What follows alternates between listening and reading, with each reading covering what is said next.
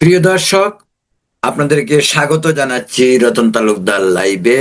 শুরু করতে চাচ্ছি আমেরিকার সঙ্গে বাংলাদেশের যে চুক্তি হলো নির্বাচনের মাত্র 3 দিন আগে, অর্থাৎ 9 ফেব্রুয়ারি। নির্বাচন হলো 12 ফেব্রুয়ারি। এত তড়িঘড়ি করে ডক্টর ইউনূস যে চুক্তিটি করলেন, সে চুক্তির মহানায়ক ইউনূস তো বটেই, এর সেমি মহানায়ক হলো ডক্টর খলিলুর রহমান, যাকে পরবর্তীতে তারেক রহমান সাহেব আরো বড় পুরস্কার করলেন। করলেন কিনা বলাটা বোধহয় ভুল হবে, করতে বাধ্য হলেন সেই পররাষ্ট্রমন্ত্রী। এই যে কথায় বলে না যে মাছ যখন পচা শুরু হয়, মাথা থেকে শুরু হয়। তা আমাদের এক ধরনের পচন শুরু হয়েছে। বিষয়টা এরকম, ডক্টর ইউনূস আমাদের দেশটিকে ধ্বংস করার জন্য আমাদের শরীরে যে ইনজেকশন দিয়ে গেছে, সেটা আস্তে আস্তে আস্তে আস্তে রিয়াকশন হবে, এবং এই রিয়াকশনটি শুরু হবে আমাদের মাথা থেকে। দেশের মাথায় ডক্টর ইউনূস যে ইনজেকশন দিয়ে গেছেন পুরা দেশকে ধ্বংস করার জন্য। প্রিয় দর্শক, আপনারা নিশ্চয়ই জানেন 5 আগস্ট সরকার পরিবর্তনের পর প্রথমবার ইউনূস এসেছিলেন জাতিসংঘে ভাষণ দিতে। তখন তার দল বল পোলাপানগুলিকে নিয়ে আসছিলেন, বলছিলেন ওরা মেটিকুলাসলি ডিজাইন, ইমাজিনলি মেটিকুলাসলি ডিজাইনে নাকি আন্দোলন হয়েছে, মাস্টার মাইন্ড নাকি ছিল মাহফুজ আলম, অনেক কথা। কিন্তু আদতে মাস্টার মাইন্ড যে সে নিজে, সেটা বলেনি। মানে ক্লিন্টন গ্লোবাল ইনিশিয়েটিভ ফাউন্ডেশনে তিনি এই কথাগুলি বলেছিলেন, এবং সকলেই দেখেছে। এখনো আপনারা ইচ্ছা করলে দেখতে পারবেন, এই ভিডিও সোশ্যাল মিডিয়ায় রয়েছে, গুগলে রয়েছে, সব জায়গায়। ডক্টর ইউনূস কিন্তু ওই বার যখন জাতিসংঘে এলো প্রথম, তিনি কিন্তু প্রেসিডেন্ট ট্রাম্পের আমল ছিল না তখন। তখন বিদায়ী প্রেসিডেন্ট ছিল জো বাইডেন।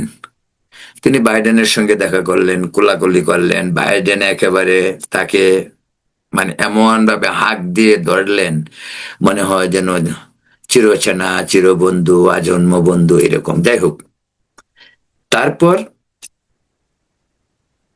তিনি দেশে এলেন আস্তে আস্তে আস্তে, ভীষণ স্লো পয়জনিং, একটি আমেরিকান এজেন্ডা তিনি অ্যাপ্লাই করতে শুরু করলেন। কারণ দান্দাবাজিটা এরকম ভাবে হয়েছে, তিনি মোল্লাতন্ত্রের কাছে গিয়ে নিজে মোল্লা সেজেছেন, সমাজতন্ত্র সৈনিকদের কাছে গিয়ে তিনি সমাজতন্ত্রী সেজেছেন, আমেরিকানদের কাছে তিনি গিয়ে সেজেছেন সাম্রাজ্যবাদী। মানে সব অঙ্গনেই, সব মঞ্চেই ডক্টর ইউনূস অভিনয়ের জন্য একেবারে পটু, বলা যেতে পারে একেবারে পাক্কা অভিনেতা, এবং তিনি তাই করে গেছেন। আর আমরা চেয়ে চেয়ে দেখেছি, কারণ শেখ হাসিনার 17 বছরের দুঃশাসন, গণতন্ত্র হত্যা, যতই উন্নয়ন হোক তারপরও মানুষ হাঁপিয়ে ওঠে। তাই শেখ হাসিনার পরাজয় কিন্তু দেশের সাধারণ মানুষের মনে এত রেখাপাত করেনি তার দলের ভিতরেও, তৃণমূল পর্যায়ে। এই বিষয়ে এক্সকিউজ মি, এই বিষয়ে অন্যত্র একটি প্রসঙ্গে আলোচনা করা যাবে। কিন্তু এখন যে বিষয়টি আলোচনা করছি সেটা হলো যে অর্থনীতিকে বাঁচানো যাবে, অর্থনীতি চাঙ্গা হবে, মুদ্রাস্ফীতি থেকে আমরা মুক্তি পাব। এটি সমূহ আসন্ন অভাব অনটনের অর্থনীতি বা দেশ একটি বড় ধরনের দুর্ভিক্ষ থেকে বাঁচবে, এই ধরনের নানান কথাবার্তার মাধ্যমে আমেরিকান চুক্তিটিকে জায়েজ করার একটা প্রবণতা কিন্তু এই সরকার করেছে। কিন্তু আমাদের দেশে কোনো দুর্ভিক্ষ নেই, আমাদের দেশের খাদ্যের অভাব নেই, আমাদের দেশের মানুষ কাজ করে, আমাদের দেশের মানুষ চাহিদা এত কম, ডাল ভাত মাছ ভাত দুধ ভাত যাই দেন থাইকেই তারা সন্তুষ্ট।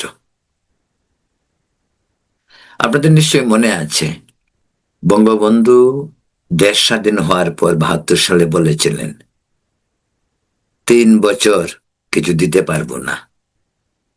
তিনি জনগণের কাছে অ্যাপিল করেছিলেন, জনগণ মেনে নিয়েছিল। ৩ বছর আসলে তেমন কিছু দেয় নাই, তারপরেও ৭৪-এ দুর্ভিক্ষ হয়েছিল। সেই দুর্ভিক্ষের অন্যরকম অধ্যায়, কৃত্রিম বলে, কেউ বলে কৃত্রিম, কেউ বলে আন্তর্জাতিক ষড়যন্ত্র, যাই হোক সেই প্রসঙ্গেও যাচ্ছে না এখন। তো এখন যে প্রসঙ্গ এই যে আমাদেরকে ডক্টর ইউনূসের আমেরিকার সঙ্গে, আচ্ছা একটা কথা বলি আপনাদেরকে, নিশ্চয়ই বেশি দিন আগের ঘটনা, আপনারা নিশ্চয়ই ভুলে যাওয়ার কথা না। মনে আছে এই যে রোহিঙ্গা নিয়ে একটা বিরাট ব্যাপার স্যাপার শুরু করে দিল হঠাৎ করে ইউনূস ক্ষমতায় আসার কয়েক মাস পরে, ৫-৭ মাস পরে বোধহয় সম্ভবত, যে রোহিঙ্গারা চলে যাবে, সব চুক্তি টুক্তি ওই সঙ্গে হয়ে যাচ্ছে, মায়ানমারের সঙ্গে হয়ে যাচ্ছে, সবকিছু হয়ে যাচ্ছে। খলিলকে কিন্তু ওই উসুল্লায় আনা হল, ওইখান থেকেই কিন্তু ষড়যন্ত্রের শুরু।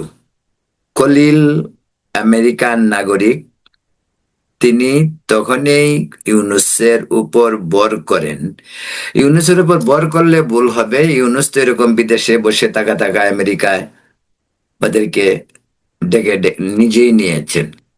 আর খলিল তো বসাই ছিল, রিটায়ার্ড লাইফ, অবসর তিনি ছিলেন, অবসর নিয়েছিলেন, রিটায়ার্ড লাইফ। তিনি পিনাকি সহ অন্যান্য যারা ইউটিউবার আছে তাদেরকে সাক্ষাৎকার বা টক শোতে কথা বলা এগুলি করতেন। আমি যতটুক খলিল সম্পর্কে আমি যতটুক জানি বা যতটুক দেখেছি, বা পিনাকির ইসেতে, পিনাকি ভট্টাচার্যের যে ইসে আছে ইউটিউব চ্যানেল, ওখানে গিয়ে দেখবেন খলিলকে নিয়ে অসংখ্য ভিডিও রয়েছে, এবং এই ভিডিওগুলিও ইউনূস সম্পর্কিত, ২৪ জুলাই আন্দোলন, এই সেই সমস্ত সমস্ত কিছু, মার কাট, হাসিনাকে বিদায়, সব কিছু এগুলি সব ওখানে পাবেন।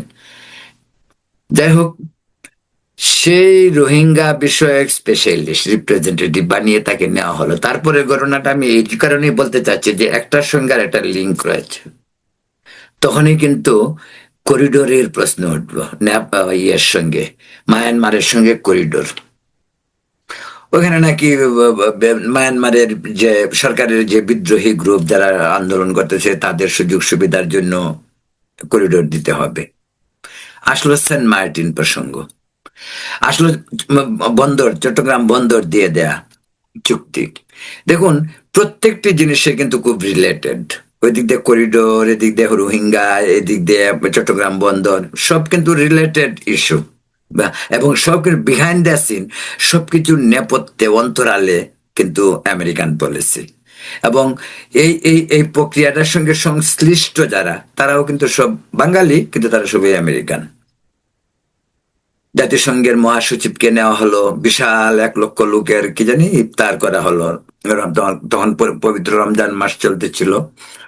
ইফতার হলো, জাতিসংঘের মহাসচিব গেলেন, গুতেরেস সেখানে গিয়ে ইফতারও করলেন, বললেন যে সবকিছুর পরে জানা গেল যে একটা স্টেটমেন্ট, সেটাতে বলা হলো কি ১ লক্ষ শরণার্থী রোহিঙ্গা ফিরে যাবে। কবে? এই বললো যে কিছুদিনের ভিতরেই। কিন্তু হলোটা কি?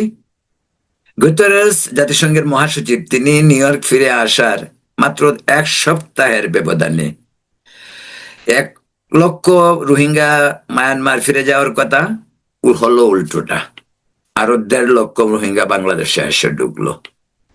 এই হলো ডক্টর খলিলের রোহিঙ্গা বিষয়ে যে দায়িত্ব নিয়েছিলেন সেই দায়িত্ব পালনের প্রথম পর্ব। দ্বিতীয় পর্ব শুরু হলো কখন থেকে? ওই করিডোর। তৃতীয় পর্ব চট্টগ্রাম ফোর্ট। চতুর্থ পর্ব সেন্ট মার্টিন। সেন্ট মার্টিনে আমেরিকান বেজ বসাতে হবে। যাক, এই প্রক্রিয়াটা যখন দেশেও একটু আলোচিত হলো, যদিও আওয়ামী লীগ দেশে নেই, বিএনপিও তার প্রতিবাদ করলো ভাষা ভাষা, খুব ডিপ প্রতিবাদ সেটা বলবো না, জামাতও প্রতিবাদ বললো, আবার এই ভাষা ভাষা। এটার প্রমাণ হয় এই কারণে, আমেরিকার সঙ্গে যে বাণিজ্য চুক্তি হয়েছে সেই চুক্তিতে সরকার নিজে বলেছে, খলিল নিজে বলেছে, এই চুক্তিতে জামাত এবং বিএনপির সায় ছিল, অর্থাৎ তারা তাদের কোনো আপত্তি জানায়নি। তারা যেমন জুলাই সনদের ব্যাপারে অনেক নোট অফ ডিসেন্ট তারা প্রয়োগ করে বিএনপি, কিন্তু এই আমেরিকার সঙ্গে এই যে চুক্তি টুক্তি হচ্ছে ব্যাপারে কিন্তু একদম খোলা রাস্তা। কারণ এই প্রক্রিয়ার মাধ্যমেই জড়িত হয়ে পড়ে তারেক রহমানের দেশে ফেরা,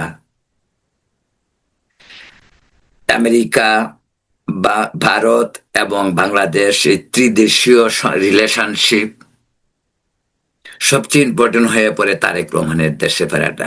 কারণ বুঝতে পারেন, যে ব্যক্তি 10 দিন আগে বলছে যে আমার দেশে যাওয়া আমার জন্য অবারিত নয়, তাই আমি দেশে আসতে পারছি না, বা 10 দিন পরেই তো ওনার রাস্তা অবারিত হয়ে গেল। কিভাবে হলো, কি হলো কেউ জানে না, তিনি দেশেও আসলেন। দেশে আসার একজন এক্সাইল রাজনৈতিক নেতার দেশে আসতেই পারে, খুবই স্বাভাবিক বিষয়। একটি বিপ্লবের পর, অভ্যুত্থানের পর তার পাওয়ারফুল দল আওয়ামী লীগ নেই, বাংলাদেশ বলতে গেলে খালি মাঠ, আর সেই মাঠে বিএনপি অন্যতম প্রধান দল, যদিও বা জামাত চেষ্টা করেছিল। অবশেষে কি হলো, তিনি গেলেন। এখনো যদি তারেক রহমানকে আপনারা দেখেন, তাকে খুব, তার বডি ল্যাঙ্গুয়েজ, তাকে যদি খুব সিরিয়াস দেখেন, তারেক রহমান বেচারা কিন্তু অসহায় এখনো। কোত্থেকে কি নিয়ন্ত্রিত হচ্ছে তিনি পুরোপুরি জানেন বলে আমার কাছে এখনো মনে হয় না। আমি মাঝে মাঝে তারেক রহমানের ছবি যখন দেখি, তার ভিডিও যখন দেখি, আমার কাছে তারেক রহমানকে খুব অসহায় মনে হয়। কিন্তু তারেক রহমান 17 বছর বিদেশ থেকে, বিশেষ করে লন্ডন থেকে, সে কিন্তু নতুন নতুন আইডিয়া দেশে নিয়ে গিয়েছিল, কিন্তু আমার মনে হয় না তিনি স্বাধীনভাবে কাজ করতে পারছেন। আমার মনে হয় না সে যা চায় তা অ্যাপ্লাই করতে পারছে।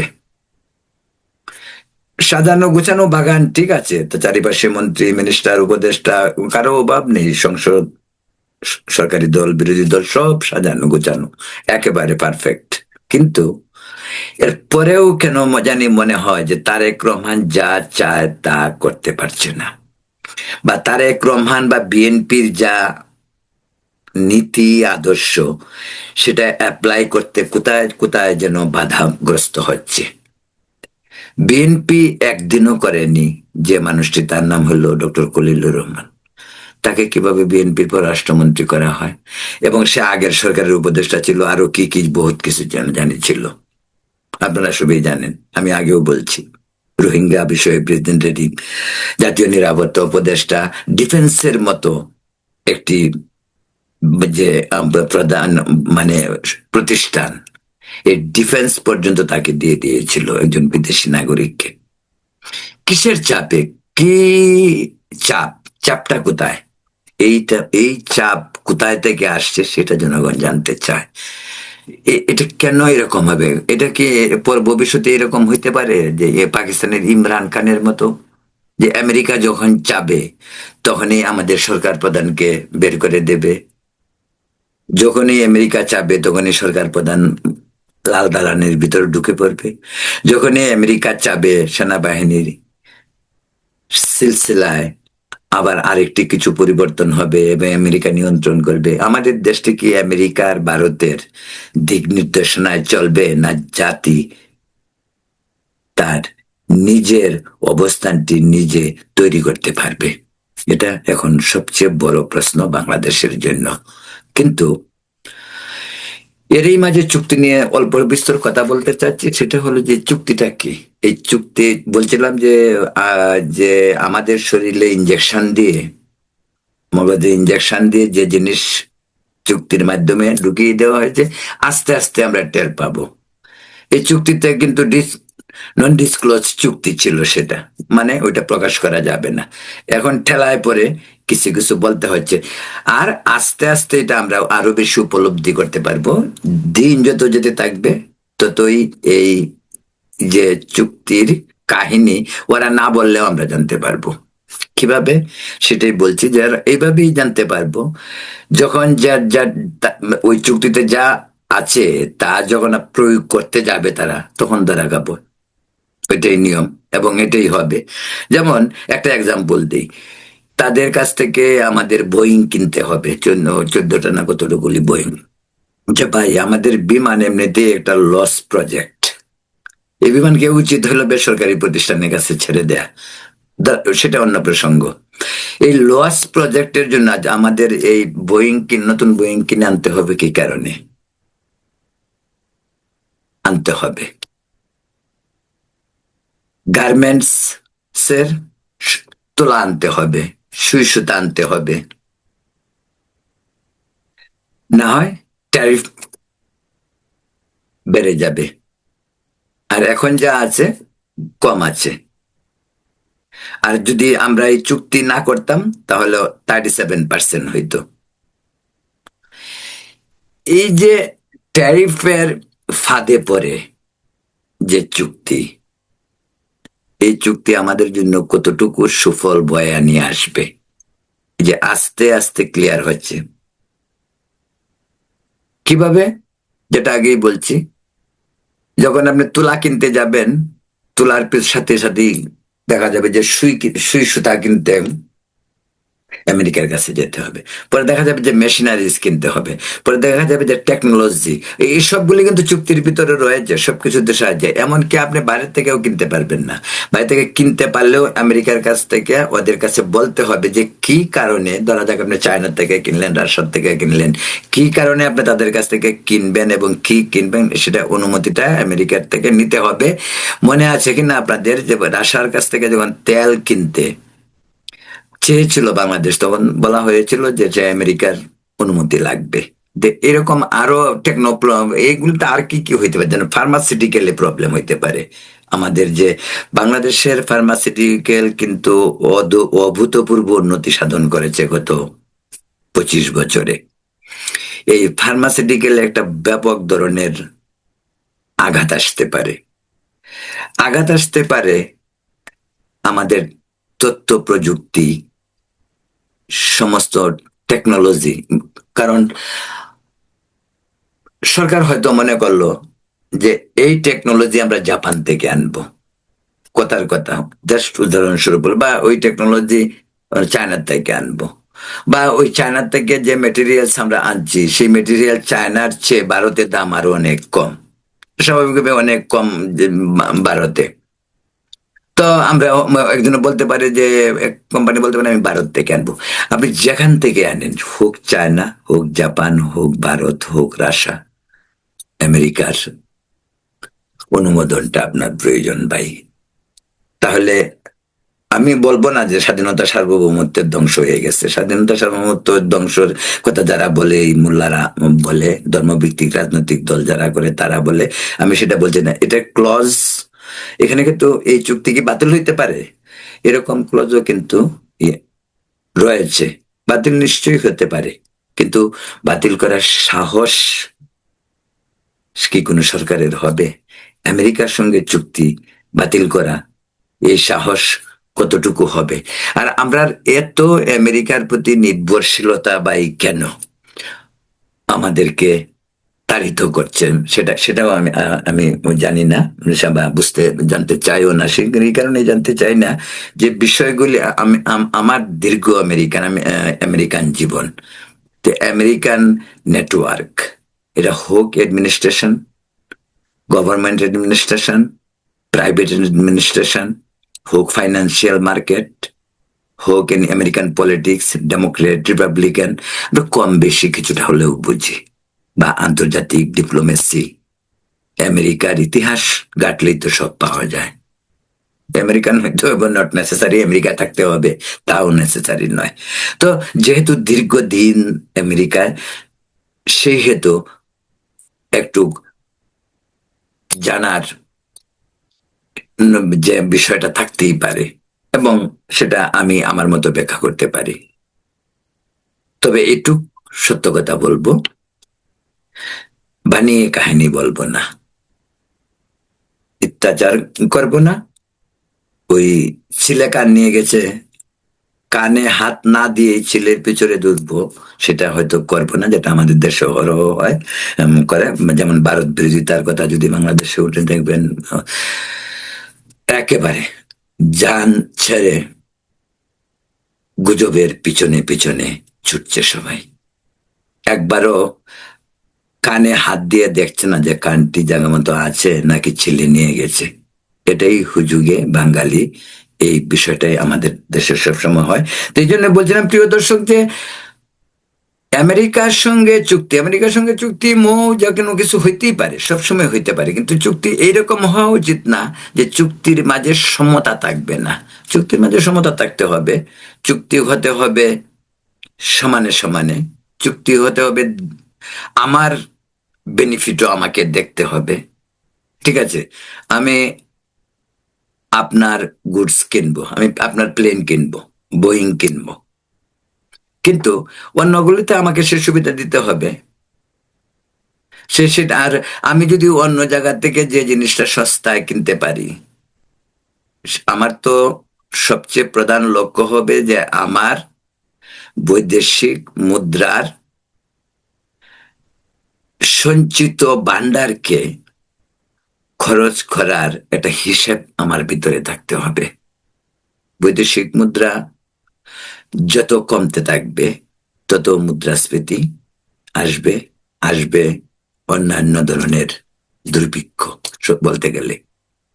তো মুদ্রাস্ফীতির ব্যাপারটা অর্থনীতিবিদরা সেই বিষয়টা খুব ভালো করেই বোঝে। বাংলাদেশের নীতিবিদরা প্রায় সময় দেখি বিভিন্ন ধরনের এই ধরনের কথাবার্তা বলেন, হুমকির সুরে অনেক সময় তারা বলেন যে এই কারণে হয়তো আগামী 5-6 মাস পরে এরকম হইতে পারে, মুদ্রাস্ফীতি এই পর্যায়ে গিয়ে পৌঁছলে এই ধরনের আঘাত আসতে পারে রাষ্ট্রযন্ত্রে বা দেশের মানে অবকাঠামো, অর্থনীতি, সামাজিক অবস্থান সবকিছুই। কারণ একটার সঙ্গে আর একটা রিলেটেড, আমাদের অর্থনীতির সঙ্গে সমাজের রিলেশনটা অত্যন্ত গভীরে।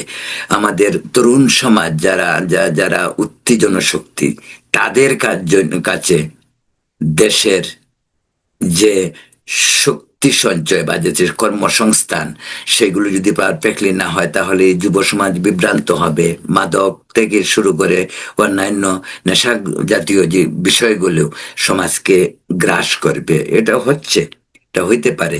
তাই প্রত্যেকটি বিষয়ই অত্যন্ত গুরুত্বপূর্ণ, এই কারণেই একটার সঙ্গে আর একটার একটি রিলেশন থেকে যায়। তো প্রিয় দর্শক, বলছিলাম যে আমেরিকার এই চুক্তি অর্থনীতিতে বিস্তর প্রভাব ফেলবে, নো ডাউট, সেটা পড়তে পারে। আবার বলছি যেটা ওইটা কিন্তু বাতিলও করা যোগ্য, এই ক্লজ কিন্তু এই চুক্তিতে রয়েছে, কিন্তু বাতিল করার সাহস আমাদের কোন সরকার দেখাতে পারবে? চুক্তিটা মনে রাখতে হবে যে চুক্তিটা হচ্ছে আমেরিকার সঙ্গে, এই আমেরিকা পৃথিবী নিয়ন্ত্রণ করে। সে যদি হয় তাহলে বিশ্বে কোন কোন ব্যাপারে আমাদের যে সমস্ত জিনিসকে আমরা খুব ভয় করে, আমেরিকার টার্গেট বাংলাদেশের 20 কোটি লোক প্রায়, আমরা 18 কোটি বলি, জনগণনা হয়তো 20 কোটি দাঁড়াবে। 20 কোটি লোকের মার্কেট দরকার, যে হিউজ মার্কেট, বিগ মার্কেট। তো 20 কোটি লোকের মার্কেট ধরতে হলে ওইখানে ঢুকতে হবে ঠিকঠাক মতো, এবং এটা ঢুকতে হলে চুক্তির মাধ্যমে ঢুকতে হবে। এগুলি আস্তে আস্তে সব বেরোবে, এখন তো সব বেরোচ্ছেন না, এগুলি আস্তে আস্তে সবগুলি বেরোবে। প্রতিরক্ষার ব্যাপারটা বলেন, আপনি মনে করলেন প্রতিরক্ষা আমাদের সেনাবাহিনীর জন্য বা পুলিশ বা নিরাপত্তা, অন্যান্য ল এনফোর্সমেন্ট যেগুলি এজেন্সি রয়েছে, তাদের জন্য আপনি কিছু কিনবেন, সামরিক সরঞ্জাম, আপনি ইচ্ছা করলে কিনতে পারবেন না, তাদের কাছ থেকে কিনতে হবে, আমেরিকার কাছ থেকে। সেটা আমেরিকান কাছ থেকে কিনতে গিয়ে যদি আপনি মনে করেন যে একটি পিস্তল আপনি সুইডেন থেকে কিনলে যদি পিস্তলটা হয় $500, কথার কথা, আমেরিকা থেকে তারা ওইটার দাম নিবে হয়তো $800। কিন্তু আপনার চয়েস নেই।